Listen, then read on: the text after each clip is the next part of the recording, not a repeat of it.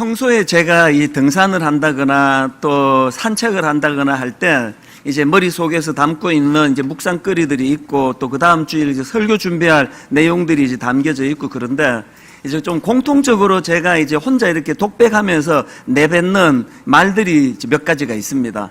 이제 그 중에 하나가 이제 이 독백을 제가 이제 혼자 잘합니다. 빛이 강하면 그림자도 강하다. 빛이 강하면 그림자도 강하다. 혼자 이렇게 이제 쭝얼쭝얼 저에게 이렇게 말을 건네는 겁니다. 제가 왜 이제 등산을 하다가 저한테 빛이 강하면 그림자도 강하다. 이거를 제가 그렇게 선포를 하는가 하면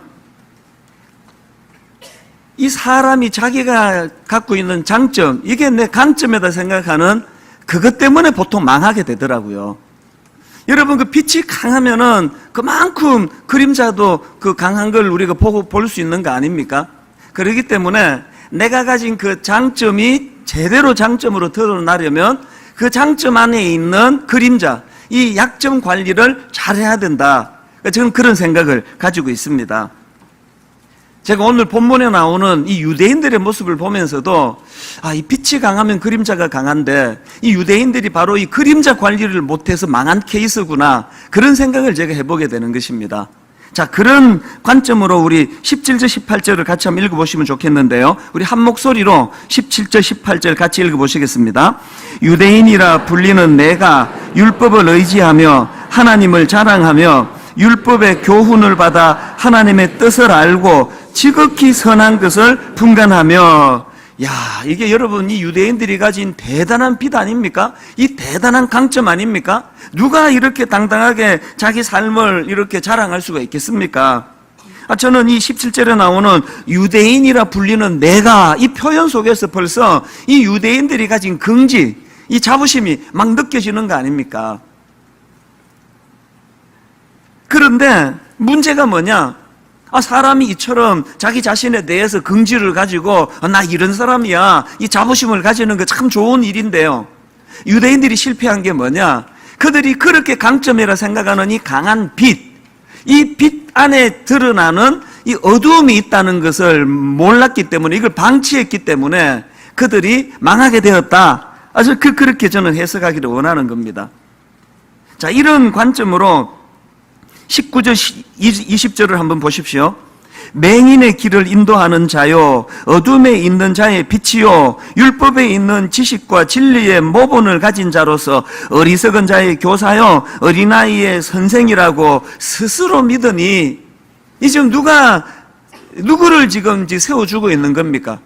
유대인들이 자기 자신들에 대한 긍지를 이렇게 표현하는 거예요. 뭐 대단한 건 그냥 좋은 거 다 갖다 붙인 것 같아요. 맹인의 길을 인도하는 자, 어둠에 있는 자들의 빛, 어리석은 자들의 교사, 어린아이의 선생, 이렇게 자기들에 대하여 대단한 긍지를 가지고 유대인들이 그렇게 살아가는데요. 근데 여러분, 이 빛이 강한데 그림자도 강한 걸 볼 수 있는데요. 자, 같은 본문을 다른 각도로 한번 보시기 바랍니다. 이 19절 20절을 다시 한번 보십시오.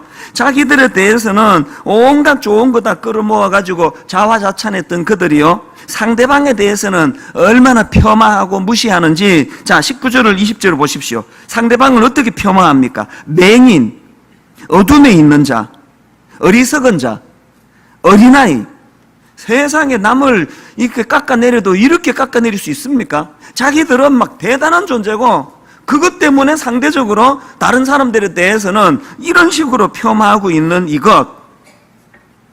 저는 제 아들이요, 자기 아버지가 이찬수 목사인 것이 막 엄청 자랑스럽기를 바랍니다.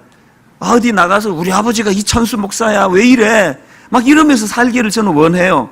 그러나 우리 아들이 가진 저에 대한 긍지가 이게 다른 목사님들을 폄하하고 깎아내리고 꼭 자기 아버지만 대단한 목사고 나머지 목사들은 그냥 뭐 시시한 그런 사람인 것처럼 치부하는 거 저 원치 않습니다.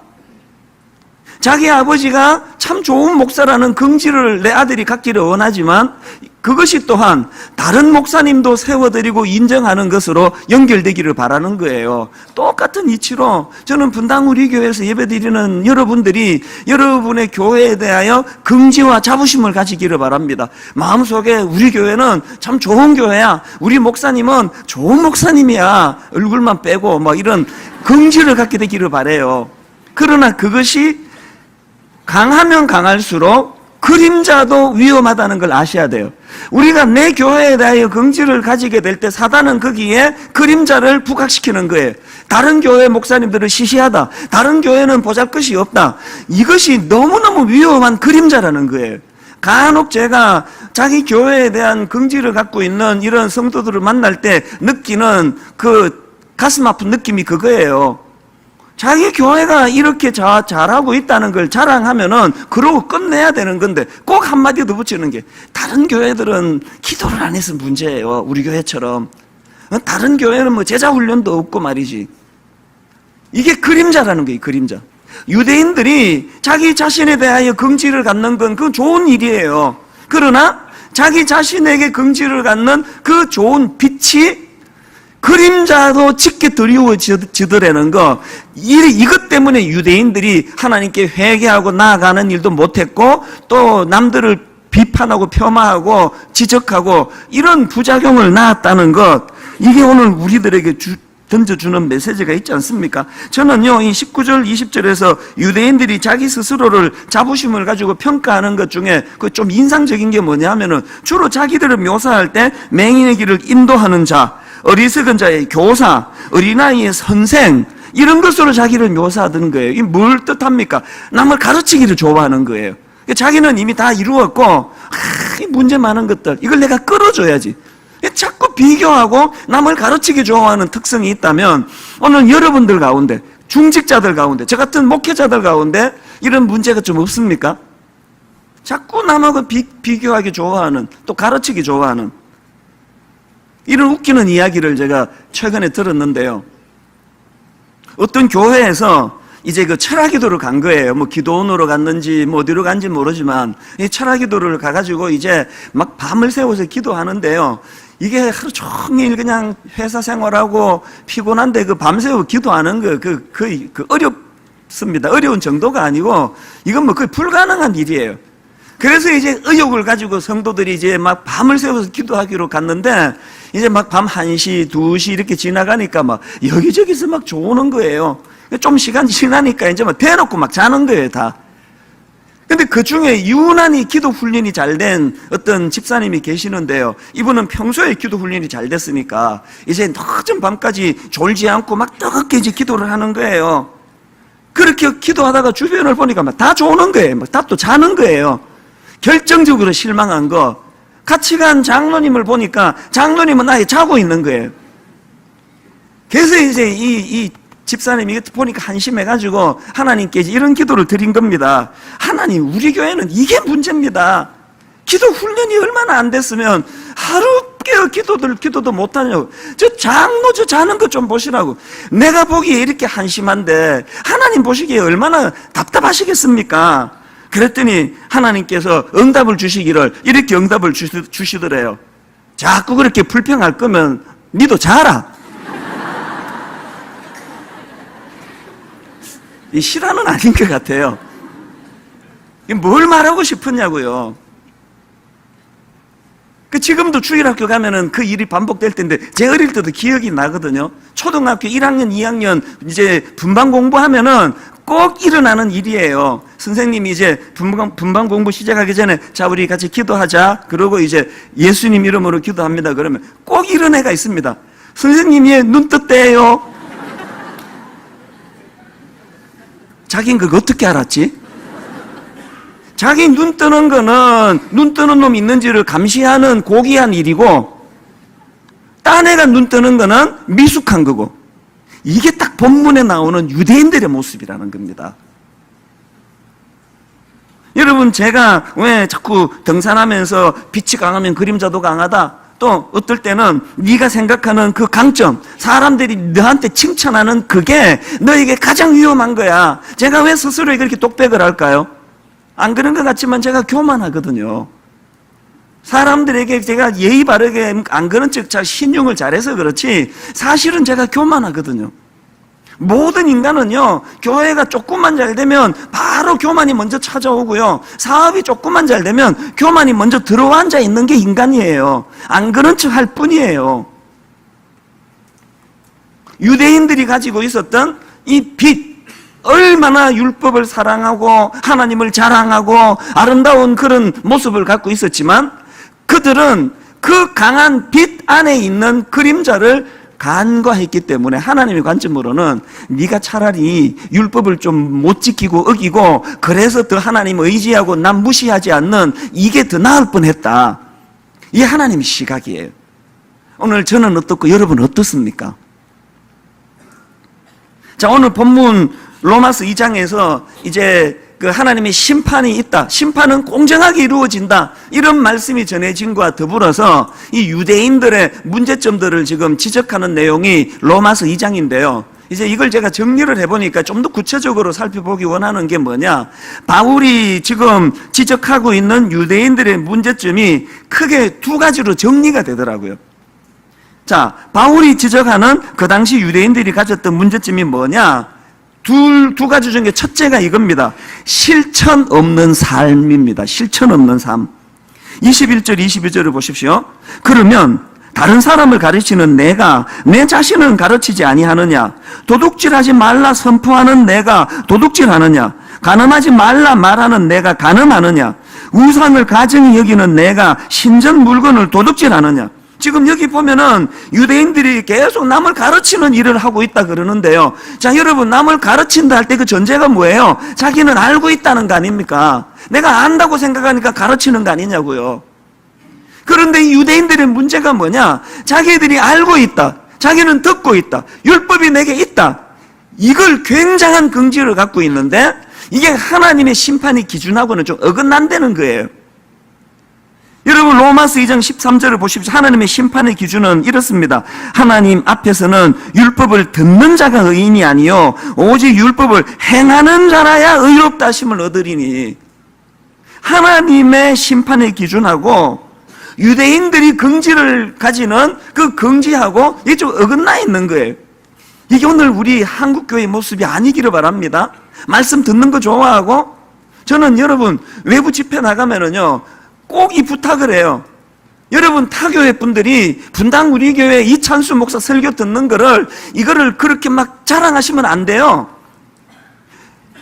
그 교회에 보내주신 그 담임 목사 그분만이 하나님이 그 교회에 주신 종이거든요. 막 계속 인터넷으로 남의 교회 설교 듣고 하는 거 절대로 좋은 거 아니에요. 하나님의 심판의 기준은 설교 많이 듣는 거 아니에요. 행하는 거예요. 내가 들은 말씀을 지키려고 노력하는 거예요. 몸부림치는 거예요. 이게 하나님의 심판의 기준이라는 겁니다. 이 목회자가요, 참 이 설교하는 게 정말 어려워요. 저는 더 어려운 것 같아요. 오늘만 해도요, 지금 1부 예배부터 3부 예배까지 6시부터 지금까지 예배 중간중간에 설교 원고 찢어버리고 또 정리하고 또 준비하고, 장로님 무슨 하실 말씀 있다고 들어오는데 장로님 죄송한데 네, 설교를 다듬어야 됩니다. 전화 드릴게요. 그렇게 죄송한 부탁을 드리고, 이게 오후 4시 반까지 계속되는 일이에요. 저 오늘 새벽 1시 반에 일어났습니다. 왜? 설교 준비가 이게 마음에 잘 안 차가지고 이제 이래갖고는 이게 성도들 일주일 내내 고생하다가 지금 교회로 오시는데 이 정도 갖고 되겠나 그래가지고 이제 준비를 다 새로 했거든요. 그래서 이제 이 설교 준비하는 것도 어렵고요, 이제 준비가 끝나도 어려워요. 오늘 이제 집에 가면 이제 내일 저녁까지 이제 다 이제 예측이 되는 게 뭐냐, 이 두통 오고 근육통 오고 막 마음은 그냥 복잡하고, 이 설교가 참 어려워요. 예전에 그 옥하는 목사님이 이런 농담 반 진담 반을 하시는 말씀을 들었는데 이렇게 말씀하시더라고요. 야, 이 목회가 말이야, 설교만 없다면 한번 해볼 만한데, 야, 이 설교에 대각해서 그런 말씀을 하셔서 제 위로를 많이 받았습니다. 옥하는 목사님도 설교를 이렇게 어려워하시는구나. 이 설교가 정말 어려워요. 그리고 이제 설교를 이제 이렇게 하고 나면은요, 이제 막 어떤 날은 제가 의도한 것보다도 더 풍성하게 은혜를 주실 때가 있습니다. 그래도 마음이 힘들고요. 제가 준비한 대로 말씀이 잘 안 전해져 가지고 오늘 말씀이 왜 이렇게 죽을 수 없나 이래도 힘들어요. 이게 저는 이게 제 운명이라고 생각하는데요. 이제 막 몸은 피곤하죠. 저녁에 집에 가 이제 누워 있으면은요, 막 설교를 죽순 날은 그러면 말로 다 할 수 없이 마음이 괴로워요. 아니 이 본문을 이렇게밖에 왜 설교를 못했을까? 왜 나는 왜 이것밖에 안 되나? 그러면 막 이 설교가 잘 돼가지고 막 은혜 엄청 쏟아지는 날에는 그날은 막 기분 좋게 또 잠자리에 들어야 되는데 그날은 또 그래서 힘들어요. 왜 힘드느냐? 내 양심이 자꾸 저를 이렇게 고발을 해요. 말은 잘하네 말은. 하여튼 자기도 지키지도 못하는 걸 그렇게 떠드는 게 옳은 일이냐? 양심이 자꾸 저를 그렇게 괴롭혀요. 그래서 이래도 힘들고 저래도 힘든 게 이게 이 설교자로서의 저의 모습이에요. 여러분 제 마음속에 설교를 잘한 날은 이게 무슨 문학 발표회 같으면 설교 잘한 날은 막 기분 좋아서 멋질 줄은 모를 텐데요. 설교는 문학 발표가 아니에요. 화요일마다 우리 부교역자들한테 제가 1시간씩 목회학 수업을 하거든요. 막 어떤 때는 1시간 반씩 가요. 막 화요일 아침에 일어나면은 막 교역자들에게 잘 준비해가지고 교역자들을 양육해야 된다 생각하니까 그렇게 교역자들에게 막 1시간씩 말씀을 전하면 교역자들이 다 또 참 착하니까요. 선량하니까 막 아픈 이야기를 하고 책망을 하고 그래도 이걸 참 잘 받아요. 잘 받는데 가끔씩 내 양심이 저를 책망을 해요. 너는 그거 지키냐 그거? 응? 지도 사실은 못하면서 후배 교역자들한테 말이지 말만 그렇게 해서 되느냐고. 제가 이런 모습에 대해서 이게 왜 심각하다 생각하는가 하면은요, 주님이 이 문제를 심각하게 생각하시거든요. 자, 마태복음 7장 21절을 보십시오. 예수님이 주신 말씀입니다. 나더러 주여 주여 하는 자마다 다 천국에 들어갈 것이 아니요 다만 하늘에 계신 내 아버지의 뜻대로 행하는 자라야 들어가리라. 또 주옥 같은 산상수훈 말씀을 다 주시고 마지막 결론으로 이런 말씀을 주십니다. 마태복음 7장 24절. 그러므로 누구든지 나의 이 말을 듣고 그 다음에 행하는 자는 그 집을 반석 위에 지은 지혜로운 사람 같으리니. 듣는 것만으로는 반석 위에 세운 지혜로운 사람 아닙니다. 그 다음 오늘 본문 23절. 율법을 자랑하는 내가 율법을 범함으로 하나님을 욕되게 하느냐. 제가 지금 율법을 자랑하고 율법을 선포한다고 이게 하나님이 기뻐하시는 일 아니에요. 제가 선포한 말씀을 적어도 저 자신이 지키려고 애는 써야 될까. 애는 뭐 다 그냥 행한 대로는 선포한 대로 내가 다 못 지킨다 하더라도 하나님이 원하시는 게 이거라는 거예요. 제가 이제 책을 좀 몇 권을 이렇게 쓰지 않았습니까? 책을 써보니까요, 이게 자식 같아요. 많이 팔린다고 더 애정이 가고 안 팔린다고 정이 안 가고 그런 게 아니에요. 모든 책에 정성이 들었기 때문에 마음이 가는데요. 근데 참 특이한 거는요, 제가 책 제목에서 제가 쓴 책 중에 가장 애착을 가지는 책이 하나 있습니다. 그게 뭐냐 하니까 삶으로 증명하라. 그 책 제목 때문에 제가 애착을 가지는 거예요. 왜 제가 삶으로 증명하라는 그 책 제목을 애착을 가지느냐 하니까 사실 제 설교의 모든 뿌리는 바로 이 한마디로 설명할 수 있습니다. 네가 예수님 믿느냐? 나더러 주여 주여 하느냐? 삶으로 증명해봐라. 이게 제 설교예요.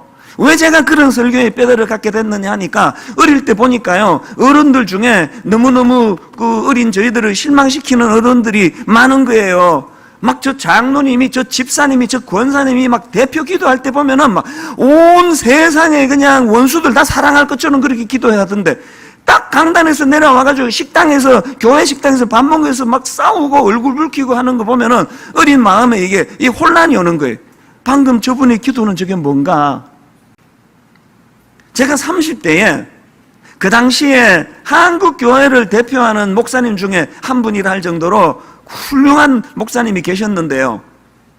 그 목사님의 제자예요. 그렇게 목사님을 가까이서 잘 섬기다가 그 목사님에게 실망해가지고 그 목사님을 떠나가면서 어떤 분이 이런 말을 했다고, 이걸 제가 간접적으로 전해 듣고 그 충격이 얼마나 컸는지 지금까지 20년이 지나도 잊지 못해요. 그 제자 목사님이 그 거목 기라성 같은 그 목사님을 떠나가면서 이런 말을 했대요. 저 목사님은 설교도 잘하고 기도도 잘하는데 그게 그 목사님의 신앙 고백이 아니고 그건 그분의 문학이다, 이런 이야기를 하고 떠나갔습니다. 제가 그 충격을 잊지를 못해요. 지금 여러분 제가 하고 있는 이 설교가 이게 저 신앙 고백이 아니고 이게 소설 같은 문학이라면 이 얼마나 비참한 일입니까? 그래서 삶으로 증명하라는 게, 너 그렇게 설교했니? 그렇게 살려고 니도 노력해야 될 거 아니냐. 유대인들이 실패한 게 그거예요. 오늘 우리 부모님들이 실패하는 게 그거 아닙니까? 애들에게 얼마나 놀라운 말씀으로 교훈하고 가르칩니까? 여러분이요, 여러분 자녀들에게 가르친 그 정도로만 살아도 여러분은 지금 성자예요. 애들에게는 가르치는데 자기는 적용하지 않는 거예요. 이게 지금 유대인들의 모습이라는 겁니다. 이런 맥락에서 저는 오늘 이 로마서 2장에서 주님께서 제시하시는 이 하나님 심판의 기준, 이걸 마음에 새겨야 됩니다. 자, 오늘 본문 로마서 2장 6절부터 8절까지 한번 보시기 바랍니다. 하나님께서 각 사람에게 그 행한 대로 보응하시되 참고 선을 행하여 영광과 존귀와 썩지 아니함을 구하는 자에게는 영생으로 하시고, 오직 당을 지어 진리를 따르지 아니하고 불의를 따르는 자에게는 진노와 분노로 하시리라. 하나님의 심판의 기준입니다. 또 그 다음 9절 10절을 보십시오. 악을 행하는 각 사람의 영에는 환난과 곤고가 있으리니 먼저는 유대인에게요 그리고 헬라인에게며, 선을 행하는 각 사람에게는 영광과 존귀와 평강이 있으리니 먼저는 유대인에게요 그리고 헬라인에게로라. 여러분, 저는요 이 구절을 읽으면 이게 지금 야고보서를 읽고 있나? 이 야고보서에 사는 이야기가 로마서에도 있더라고요. 뭐 자꾸 로마서는 이신칭이 오직 믿음으로만 구원받는다 이걸 강조하고, 야고보서는 행함을 강조하고 이런다는데 그렇게 구분 지으시면 안 됩니다. 행함을 강조하는 야고보서도요 그 마지막 결론 부분에서는 기도를 강조합니다. 네 행함이 네 의지로 나오는 게 아니고 하나님에게서 나오는 기도로서 얻어지는 거다. 이게 야고보서 이야기고요. 그런가 하면은 이신칭의를 강조하는 믿음으로 구원받는다는 로마서에서도 지금 행함을 이렇게 강조하고 있는 겁니다. 물론 그 행함의 원천이 네 의지와 노력과 도덕심에서 나오는 게 아니라 하나님 은혜로부터 하나님을 의지할 때 나온다는 것을 강조하고 있는 이 말씀들입니다. 저는 분당 우리 교회 모든 성도님들이 삶이 따르지 않는, 성경은 많이 읽는데 실천하지 않는, 설교는 듣는데 행함이 없는 유대인 같은 성도들이 없는 교회가 되기를 바랍니다. 그런가 하면은 두 번째로 바울이 지적하는 또 다른 문제점이 뭐냐? 방치된 위선이에요. 방치된 위선. 21절, 21절, 22절을 다시 한번 보십시오. 그러면 다른 사람을 가르치는 내가 내 자신은 가르치지 아니하느냐? 도둑질하지 말라 선포하는 내가 도둑질하느냐? 가늠하지 말라 말하는 내가 가늠하느냐? 우상을 가증히 여기는 내가 신전 물건을 도둑질하느냐? 율법을 자랑하는 내가 율법을 범함으로 하나님을 욕되게 하느냐? 이게 귀에 익숙해서 그렇죠. 심각한 이야기예요. 여러분, 제가 지금 이런 삶을 산다면요, 이렇게 설교하고 저녁에 제가 롯데백화점 가가지고 가전제품 하나 썩 이렇게 헤드폰 같은 거 이렇게 훔치는 일을 즐겨한다면, 제가 이렇게 설교하고 5분 마치고 둘째 여자집에 가가지고 진짜 여보는 여기 사는데 바람피는 여자집에 가서 나 설교한다고 힘들었다, 주스 한 잔 타와라, 내가 이런 이중 삶을 산다고 한다면 이게 상상도 못하는 일 아닙니까? 지금 유대인들을 향한 문제점을 너무나 구체적인 사례를 들어서 지적하고 있는 게 이거예요. 유대인들이요 이런 삶이 너무 인이 박혀가지고 너무 익숙해가지고, 이게 리플리 증후군인가? 너무나 거짓말에 익숙하고 인이 박혀가지고 본인도 거기에 속는 게 이게 리플리 증후군 아닙니까? 유대인들의 지금 이 삶이 이런 상황이에요. 이런 유대인들에 대하여 예수님도 많이 지적하는 게 바로 이 위선의 문제인데요. 마태복음 15장 7절 8절입니다. 예수님이 주신 말씀이에요. 외식하는 자들아, 이사야가 너희에 관하여 잘 예언하였도다. 일러서되 이 백성이 입술로는 나를 공경하되 마음은 내게서 멀도다. 여러분, 여기 나오는 외식하는 자들아, 이걸 영어 성경으로 보니까 이 위선자들아, 그 얘기더라고요. 또 그 다음 마태복음 23장 28절, 이와 같이 너희도 겉으로는 사람에게 옳게 보이되 안으로는 외식과 불법이 가득하도다. 여기 외식도 위선이라는 뜻이에요. 여러분, 이거 읽으면서요, 이야, 이거 유대인들 이거 완전 인간 말종이네, 이거 이렇게 하시면 안 돼요. 그게 바로 자기를 모르고 남만 보는 태도예요. 유대인만 그런 위선적인 태도를 보이는 게 아닙니다.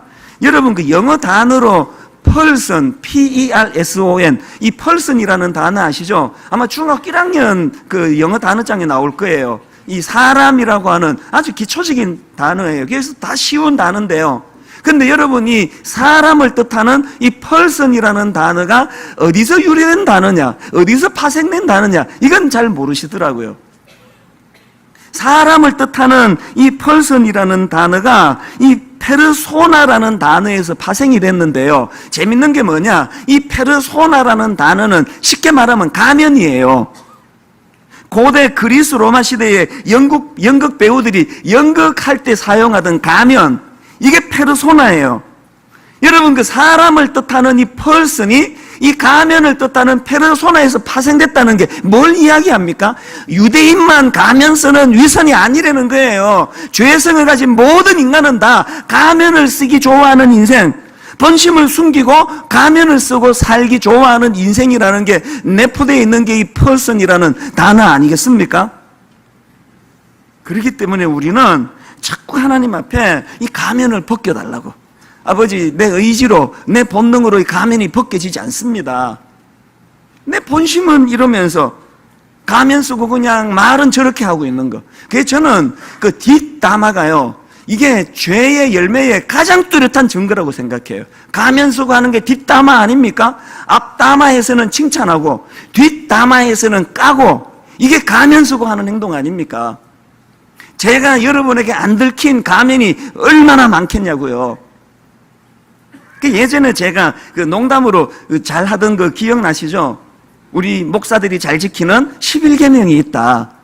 저도 이 11계명을 잘 지켜와가지고 이만큼 왔다. 이 11계명이 뭐냐? 들키지 말자. 이게 목사님들이 지키는 11계명이다. 내가 이런 농담을 이게 여러 번 했거든요. 요새는 제가 그런 농담 안 하잖아요. 왜 안 하는가 하면은요, 한참 그 농담을 자꾸 할 텐데 어떤 성도님이 정색을 하고 저한테 메일을 보내왔어요. 목사님, 농담으로라도 그런 말 하지 말아주세요. 그러니까 내가 속으로, 또 농담을 되게 정색하고 어떻게 받으면 어떡하나, 그런 생각이 들면서도 이런 일에 얼마나 상처를 많이 받았으면. 그래서 제가 안 하잖아요. 오늘도 해버렸지만. 여러분, 11계명은 지켜지면 안 돼요. 들켜야 돼요. 들켜야. 여러분, 조그만한 일, 수치스러운 일 하다가 들켜야, 타의에 의해서라도 가면이 벗겨져야 더 깊은 수치의 자리에 들어가지 않을 수 있기 때문이거든요. 저는 분당 우리 교회 성도님들이 들키지 않은 수많은 거, 주일학교 교사하면서 바람 피는 사람이 있어요. 성가대 하면서 외도하는 사람이 있어요. 안내하면서 바람 피는 사람이 있습니다. 주차 봉사하면서 바람 피는 사람이 있습니다. 제가 지금 무슨 증거를 가지고 하는 얘기가 아니고 여기저기 막 찌르면 하나는 나오겠지, 거기에. 여러분, 이렇게 가면 쓰고 교회에서 봉사도 잘하고 막 심지어 막 목사들 설교도 하고 온갖 것 다 하는데 가면 쓰고 나오시는 분, 오늘 성령님께서 그 가면을 벗어야 되겠다는 처절한 고통을 주시기를 바랍니다. 가면은 벗어야 돼요. 제가 그 주중에 하는 제일 많은 일이고 또 제일 힘든 일이 상담하는 일이에요. 우리 성도님들 중에도 상담 요청이 많고요. 타교회 교역자들이 또 상담을 많이 요청하고 있습니다. 그래서 이게 참 힘들어요. 왜 힘든가 하면은요, 이 성도님들이 조금 힘든 건 저한테 안 와요. 자기 교구 목사님한테 가져가요. 이제 교구 목사님도 해결이 안 되는 진짜 어려운 거. 이 막 애가 막 우울증에 걸려가지고 이제 군대 갔다가 적응을 못하고 그렇게 이제 되돌아오는 이런 케이스, 막 또 막 우울증 오고 마음에 막 자살 충동을 느끼고 가출을 하고 막 그 약하고 이런 막 심각한 문제가 있으면 이제 저한테 요청을 하는데요. 문제가 뭐냐면은 이제 교회가 이제 자꾸 커지다 보니까 그런 요청이 이제 많아지는 거예요. 어떨 때 하루에 2건 그런 심각한 상담을 하고 나면요, 완전히 번아웃이 돼. 집에 들어가면은 막 그렇게 상태, 너무 힘들어요. 게다가 요새는 이제 인터넷으로 얼굴이 자꾸 알려지다가 보니까요, 막 어디 가도 상담 부탁하는 분이 많아. 제일 힘든 게요, 등산하다가 만나요. 그러면 이렇게 이야기합니다. 목사님, 이건 진짜 하나님 뜻이에요. 제가 어떻게 목사님을 만나겠습니까? 내가 목사님 만나 상담하고 싶었는데 등산하다가 마주치게 해주시니 하나님 뜻 아닙니까? 제 얘기 들어주세요. 그러면서 산 타면서 얘기를 해요. 이런 일인데 어떻게 하면 좋겠냐고. 이게 걷다가 율동공원을 이렇게 걷다가 성도 딱 만나면 똑같은 이야기를 해요. 이게 하나님 뜻 아닙니까? 이렇게 우연히 만나기가 쉽습니까? 그분은 우연히 만났지만요, 저는 이게 제 삶이에요. 누구든지는 우연히 누군가는 만나거든요. 진짜 힘든 건 공항이에요. 수속 다 해놓고 좀 정리하려고 그러는데 오셔요. 목사님을 공항에서 만나니 하나님 뜻 아닙니까? 그러면서 이제 1시간 반 영락 없이 이제 이거는 뭐 꼼짝도 못 하잖아요. 비행기 기다릴 때까지. 정말 힘든 거는 비행기 아니에요. 비행기 안에서 하나님 뜻이라고 상담하겠다 오시는 분 만나면요, 14시간 동안 이건 도망갈 수가 없잖아요. 아, 진짜 어떨 때 뛰어내리고 싶어요. 낙하산 타고. 이게 참 저에게는 버거워요. 너무너무 힘든데요. 그러나 또 동전의 양면처럼 저에게 이 상담만큼 보람 있는 일이 없어요. 저를 활력을 주는 게 상담이에요. 저 같은 게 뭐라고 그렇게 간단한 답을 드렸는데, 자녀가 회복이 되고 치유가 일어나고 이런 일들이 생기면 막 이것만큼 보람이 있는 일이 없습니다. 최근에도요, 너무 기쁜 일이 있었습니다. 금요일 날 오전인데요, 제가 어느 다락방에 이제 탐방을 갔는데 연락이 온 거예요. 메일이 오기를 이제 급하다는 거예요.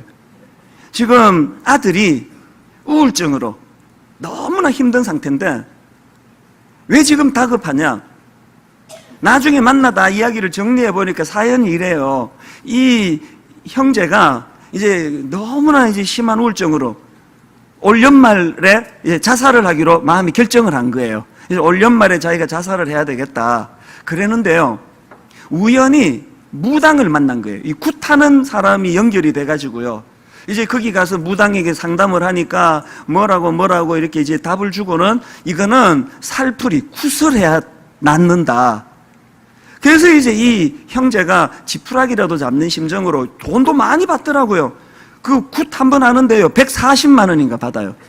그래서 이제 50만 원을 이제 선불로 이미 지불까지 한 거예요. 근데 왜 급히 저를 찾았느냐? 지금 이 아들이 원래 내가 올 연말에 죽기로 했는데 집에서 자꾸 이렇게 굿하는 걸 반대하면 이제 다음 화요일 저녁에 지금 이제 굿이 잡혀 있는데 이걸 자꾸 집에서 반대하면 내가 그냥 죽겠다는 거예요. 그 어머니가 얼마나 이게 지금 이게 다급한 일이에요. 그래서 제가 오후에 막 다른 스케줄 다 이제 정리하고 막 급하게 만났습니다. 만나 보니까 참 얼굴이 너무 선량해 보여요. 착해요 또. 그 참 이 형제가 참 귀하다고 생각되는 게 뭐냐면은요, 제가 이제 왜 굿을 하면 안 되는지 쭉 설명을 해줬습니다. 그 대부분의 무당들이 다 가짜고 간혹 진짜가 있는데 그 무당이 가짜라도 문제고 진짜라도 문제다. 그 가짜 무당이면 140만 원 공돈 날리니까 그게 억울한 일이고, 이 진짜면 더 문제다. 악한 악신을 이용해가지고 너에게 가장 적절한 답을 준다 그러면 이건 진짜 큰 문제다. 그래서 너 그 굿하면 안 된다. 내가 이렇게 신신당부를 했습니다. 이 형제가 귀한 게요, 막 그렇게 이제 막 강요하면은요, 보통 사람들은 할 마음을 딱 갖고 있으면서도 귀찮으니까 안 할게요. 근성으로 대답할 수 있는데 이 형제가 그러지를 않아요. 막 끝까지 대답을 안 하는 거예요. 너 있잖아, 목사님 말이 이해가 된다며. 지금 99% 마음으로 굿 안 해야지 생각이 돼도 지금 입술로 네라고 안 하겠습니다라고 말 안 하면 나가자마자 네 마음 바뀐다. 대답해라. 막 1시간 반을 내가 설득을 하는데 이게 안 되는 거예요. 대답을 안 하는 거예요. 참 귀한 게요. 1시간 반 지나서 마지막으로 대답을 했어요. 굿 안 하겠습니다, 목사님. 형제가 귀한 게 뭐냐? 그렇게 딱 약속을 했는데 철저하게 그 약속을 지키더라고요. 가서 환불을 받고 또 다 돌려주지도 않더라고요. 환불 받고 굿 안 하고 이제 의사 선생님 주시는 약 처방받아 약 잘 먹고 저하고 약속한 것들을 잘 지키는 거예요. 내가 이걸 보면서 됐다. 이 형제가 가면을 쓰고 저를 대한 게 아니에요. 가면을 쓰고 하나님을 만난 게 아니에요. 가면을 쓰고 정신과 의사를 만난 게 아니니까 이 됐다. 얘는 하나님 고쳐주신다. 확신이 오는 거예요. 전에 여러분 어떤 여고생 아이가 한강에 자살하려고 갔다가 경비정이 있어가지고 못 죽고 저한테 온 그 자매 이야기 한번 해드렸잖아요. 지금요 학교 복학해가지고 너무나 예쁘게 잘 다니고 있습니다. 가끔씩 연락하고 오고 하는데요 마음이 너무 기뻐요. 이런 자매들이 왜 치유가 되는지 아십니까? 가면을 쓰고 다가오질 않아서 그래요. 뻔히 자기는 굿 할 거면서 자꾸 목사가 물으니까 짜증나 귀찮아가지고 네 해놓고 자기 하고 싶은 일 하는 이 가면 속으로는 치유가 일어나지 않습니다. 오늘 예배 드리는 여러분 하나님 앞에서도 마찬가지예요. 저는 여러분 안에 오래된 위선, 누구에게도 들키지 않은 뭐 큰 걸로 아까 말씀드렸던 외도로부터 시작해가지고 마음에 하나님 앞에 그리끼는 그 무엇을 가면으로 커버하고는 은혜는 없습니다. 직면해야 돼요.